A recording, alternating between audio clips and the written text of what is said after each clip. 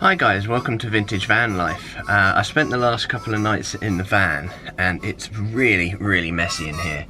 I'm sorting out what's going to stay, what's going to come with me, and the other thing is Jolie, who we're going to go back up to Birmingham and pick up her camper van, but she's been interested in selling it because she wants to upgrade to something larger, and someone's made an offer and she's probably going to go for it, meaning we're both going to be travelling in this with her stuff as well and living in it, and it's really going to put my interior design to the test. So I'm still currently in Sussex. I've got a couple more days before I head back up, and the only things I've noticed so far is things are getting quite damp in this rain. So at the back of the storage units there's quite a bit of damp, and then underneath the windows as well, and at this stage I'm not sure if it's due to condensation or a leak. So yeah.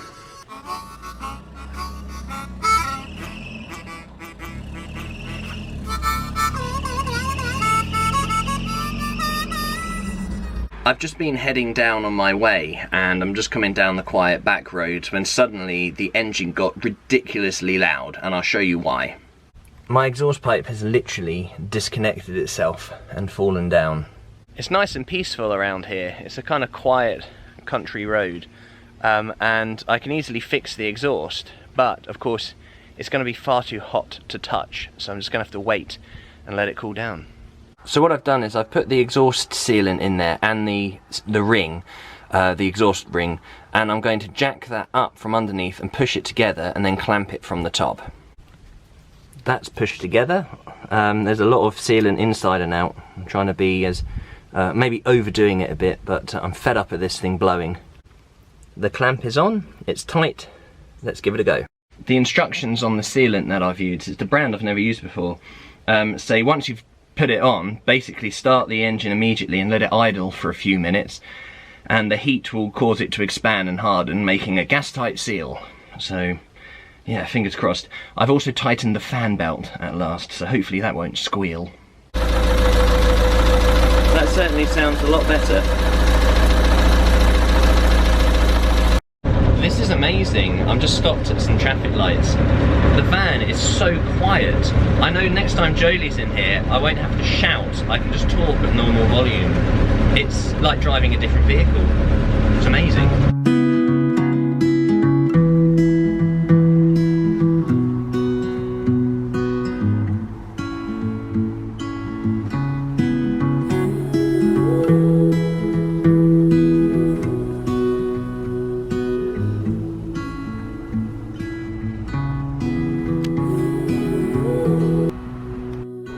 I've done the work that I needed to do, so now I've driven down to the beach in Seaford in Sussex, beach where I spent a lot of time as a child with my grandparents, and such a nice way to spend the evening.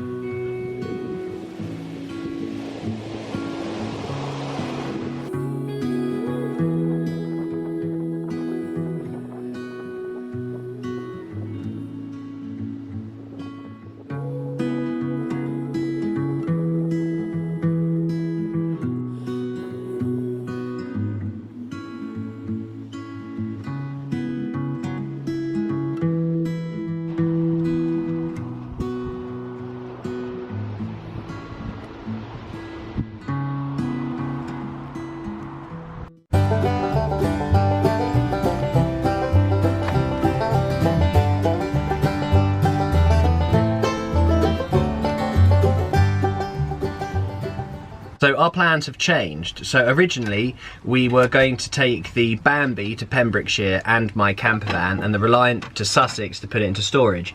But something has changed, because what are you now doing with your camper? So I'm sadly selling it, but a man has actually agreed to a price in Birmingham. Yeah. So basically we kind of need to get up there because I left the van. Yes, but we've got we're going back to plan A, which is to take the Reliant to Pembrokeshire with my camper. But there's two problems. One, the Reliant is now in Sussex, so it's twice the distance away that it should have been, and also we still haven't quite fixed it, so we're just going to do some electrical tests today, see if we can get the Reliant working. So off to Halfords. Yeah.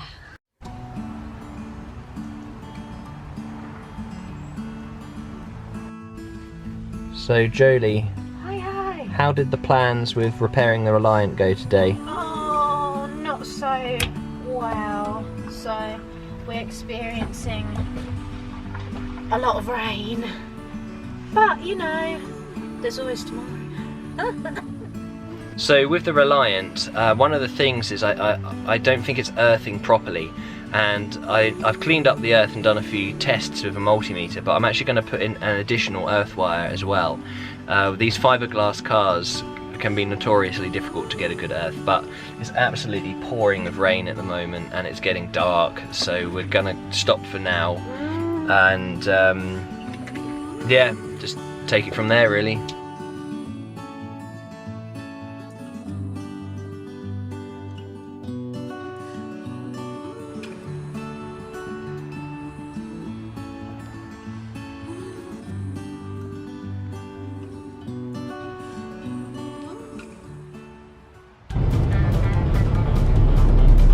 Alex, what are you doing?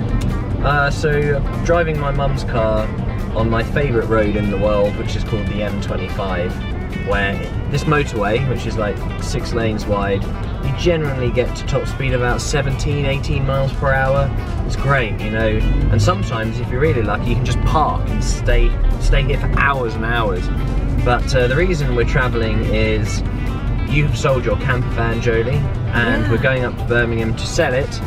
And then we've got to come back to Sussex and pick up my camper and the Reliant and go from Sussex straight to Pembrokeshire. So here we are on the M25. It's great. So the recovery driver has arrived to pick up the van, but the guy buying it hasn't paid for it and he's not responding to any of the messages. So I basically said to Jolie, if he hasn't paid for the van, it's not going on the back of that truck.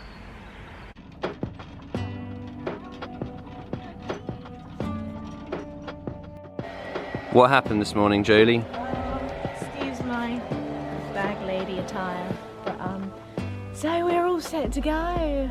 The recovery man turned up to pick up the van. The guy said ring him and then he'll pay, which is probably my fault, big mistake. And the guy just hasn't picked up his phone. We waited about nearly an hour. And the recovery man was like, I'm sorry, I can't wait any longer, so he's gone. Bambi's back. I don't think she wants to go. Hey, Alex, what's going on? So the Bambi did eventually sell, but not to the first guy who didn't pay. But we did have someone else, didn't we, that was interested. And we said, are you still interested? He said yes. He bought it, really lovely guy called Liam. And the trouble is, the van that Jolie you're looking at is about 90 miles north of Birmingham, up in Doncaster. But my mum needs her car back by tomorrow, so we're now driving back to Sussex. So then we're going to drive over 200 miles to Doncaster, to look at a van that you're interested in buying, and then if you buy it, then great. If not, we look at something else. So, lots of driving. Jolie, do you recognise this service station? Yeah. So we've been here twice since we've broken down. Probably over there. With the Reliant? With the Reliant. Welcome Probably back. With the Bambi as well. Myself and Jolie are connoisseurs of service stations across the United Kingdom. 1 o'clock in the morning. We made it back. There's the old camper. So Jolie, it looks like we're not taking the Reliant to Wales now. No. And why is that? Well, we have seen a camper, which is lovely. It's like a small Talbot camper, So I've currently put all my stuff, all my crap from the van In the Reliant. Reliant. I can see it now. And we're going to go up to see the Talbot at some point. Fingers crossed. Let's have a nice cup of tea first.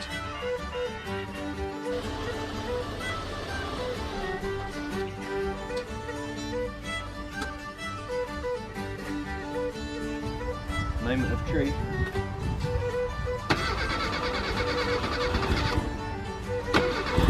Hang on, give it some throttle. Sounds good. As good as a Reliant gets.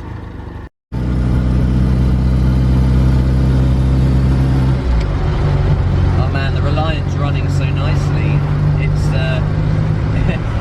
a lot smoother. I know probably on the audio on my camera it's quite noisy, but it is a noisy little car, but it's great to be driving it again. It's a hell of a lot smaller than my camper, that's for sure.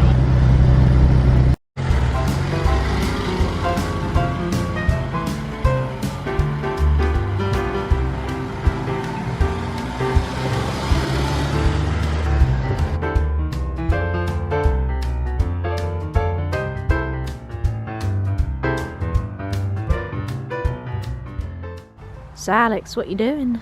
I'm just going to check the tyre pressures, pump them up, because the van has spent a lot of time just sitting around. So considering the amount of driving we've got coming up, it's good just to check. This one's a bit low.